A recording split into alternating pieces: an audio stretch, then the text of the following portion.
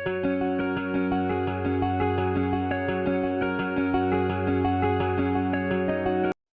ப்ரெக்னென்ட்டுக்கு try பண்ணிட்டு இருக்கப்போ உங்கள் கணவரோட ஒரு சில நாட்கள் நீங்கள் உடலுறவில் இருக்கிறப்போ உங்களால் ப்ரெக்னென்ட் ஆக முடியாது அப்படிங்கிற விஷயம் உங்களுக்கு தெரியுமா? அது எந்த நாட்கள் அப்படிங்கிறது உங்களுக்கு தெரியும். இந்த வீடியோவில் நீங்கள் ஈஸியாக ப்ரெக்னென்ட் ஆகிறதுக்கு எந்த நாட்களில் உடலுறவு இருக்கணும், அந்த நாட்களை எப்படி கணக்கிடணும் அப்படிங்கிறது ரொம்ப ஈஸியாகவே ஒரு மெத்தடில் சொல்லித்தர போகிறேன். அப்புறம் எந்த நாட்களில் உடலுறவு இருக்கக்கூடாது, நீங்கள் அந்த நாட்களில் உடலுறவு இருந்தாலும் உங்களுக்கு ப்ரெக்னென்ட் ஆகக்கூடிய சான்ஸ் ரொம்பவே கம்மி. அந்த நாட்கள் அதையும் உங்களுக்கு நான் சொல்லித்தர போகிறேன். இந்த நாட்களை நீங்கள் ஃபாலோ பண்ணுறப்போ உங்களுக்கு ஓவலேஷன் டேஸ் மிஸ் ஆகிறதுக்கு சான்ஸே கிடையாது.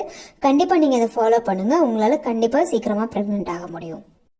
ஒரு குழந்தை உருவாகிறதுக்கு பெண்கிட்ட இருந்து அவங்களோட கருமுட்டையும் ஆண்கிட்ட இருந்து அவங்க விந்தணுவும் ஒன்றா இணைஞ்சு தான் அவங்க ஒரு கருவாக உருவாகி குழந்தையா உருவாகுவாங்க.